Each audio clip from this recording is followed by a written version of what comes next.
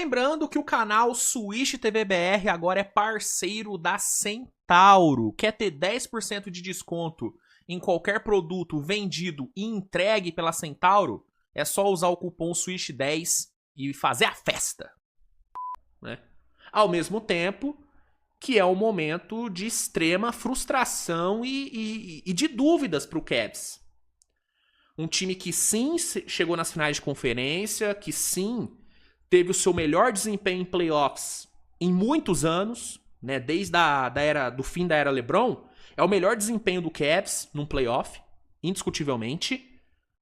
Mas, ao mesmo tempo, é um Cavs que termina essa sua campanha de final de conferência com mais derrotas do que vitórias no playoff.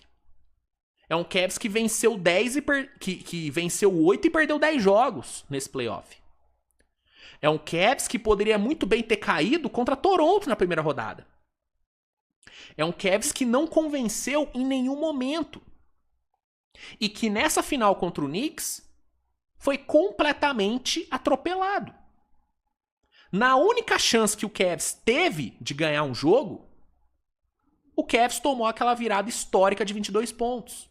Né? Uma das maiores pipocadas que eu já vi no playoff. Então, o sentimento que eu tenho em relação ao Cavs depois de ontem é de que, cara, talvez as coisas tenham que mudar. E é muito louco pensar em mudanças drásticas para um time que, como eu falei, foi finalista de conferência. Normalmente, um time que chega nas finais de conferência e é eliminado, ele termina deixando a sensação de que, pô, com um ajustezinho dava pra chegar mais longe. Não é? Os times dão essa sensação. Por exemplo, o Pacers do ano retrasado, que foi varrido pelo Celtics, deixou essa sensação de que, puta, é um ajustezinho que esses caras chegam mais longe. E chegaram no playoff, né? No playoff depois, foi finalista de NBA. O Cavs não, cara. A sensação que eu tenho em relação ao Cavs é de que tudo tem que mudar. É de que o Kenny Atkinson tem que ser mandado embora. É de que não dá pra renovar com o James Harden, porque o playoff dele foi um playoff muito abaixo. Né? Claro, ele teve seus bons momentos, ele teve seus jogos bons. É fato que o Cavs não teria chegado nas finais de conferência se não fosse pela presença do Harden. Isso é fato, tá? Dito isso, cara, a última impressão que ele deixou foi terrível. O jogo de ontem foi ridículo. Ridículo o jogo de ontem. E a série dele contra o Knicks foi uma coisa patética. Né? Sendo alvo constante na defesa. Toda hora o Knicks atacou e foi bem sucedido atacando ele. E no ataque não conseguiu fazer nada. Uma penca de turnover, uma penca de arremesso errado. Pô, velho. O Harden, somando, né, os últimos 3 jogos das 3 séries que ele jogou, né, contra Raptors, Pistons e Knicks, cara, ele teve mais turnovers do que arremessos certos, cara. Nos últimos 3 jogos dessas 3 séries, ele combinou pra 7 de 27 no field goal. Pra 1 de 17 pra 3 pontos. É ridículo, mano. É ridículo. Nos 18 jogos que ele jogou, ele só teve mais bolas de 3 do que turnovers em 2. Então, não tem como eu olhar pra esse desempenho dele e falar que não, tem que renovar, tem que dar renovação na mão dele. Porra! Não, a minha sensação é de que não dá pra renovar com o Harden. Agora, o que eu acho que vai acontecer? O Cavs vai renovar. Até porque eu duvido muito que não haja um acordo já pré-estabelecido entre ele e o Cavs. Quando ele aceitou ir pro Cavs na troca ali, eu tenho certeza que ele e o Cavs conversaram e chegaram a um acordo pré-estabelecido. Então, o Cavs vai renovar com o Harden. Agora, eu acho que deveria renovar? Não. Outra coisa, Kenny Atkinson. Não existe manter o Kenny Atkinson. O trabalho do Kenny Atkinson nessa temporada foi ridículo. Ridículo, tá? O Cavs chegou nas finais de conferência apesar do Kenny Atkinson. A verdade é essa. Apesar dele, não foi por conta dele. Foi apesar dele.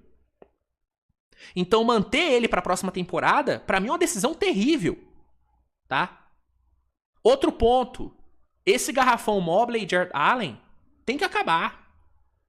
Escolhe um dos dois e troca o outro. Não dá. Essa formação Double Big não funciona. E ela se provou ineficaz. Quer manter um dos dois? Beleza. Mas troca um. Se eu tivesse que escolher, trocaria o Jarrett Allen.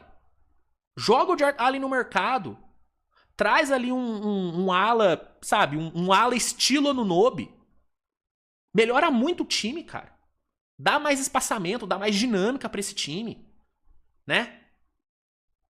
E tem a questão do Donovan Mitchell. Que eu, se fosse Cleveland, não trocaria. Mas se eu fosse Donovan Mitchell, eu cogitaria seriamente um pedido de troca. Porque não dá, mano. Não dá, velho. Assim, eu sou defensor do Donovan Mitchell. Eu não acho que ele foi problema nesse playoff. Teve jogos ruins, teve performances ruins? Teve. Mas pra mim, o único cara que mostrou brilho na cara, especialmente no jogo de ontem, foi ele. Os outros se cagaram todos, desistiram. Ele não. Ele não. Então, eu, se fosse Donovan Mitchell, cogitaria sim um pedido de troca. E mercado não vai faltar. Mercado pro Donovan Mitchell não vai faltar, porque ele é craque, é jogadorzaço. Né? Então, pro Cavs eu acho que é isso, cara. É um playoff que deixa muito mais dúvidas do que certezas pra Cleveland. O que é uma loucura, considerando que o time foi finalista de conferência. Mas é a realidade. É a realidade. Né? Eu vi algumas pessoas falando e eu concordo. O Cavs, ele nunca mostrou ser merecedor do palco que estava. O Knicks se provou merecedor de estar nesse palco, que é uma final de conferência. O Cavs não. Parecia errado o Cavs estar lá. Não era pro Cavs estar lá. A sensação que me passou foi essa. Né? E o fato deles terem sido varridos mostra muito isso. Né? Então, é isso, cara. Assim, um paralelo muito foda entre os dois times. E agora, vamos ver, né, o que o Cavs vai fazer na off-season, quais mudanças vão ser feitas, se é que vão ser feitas.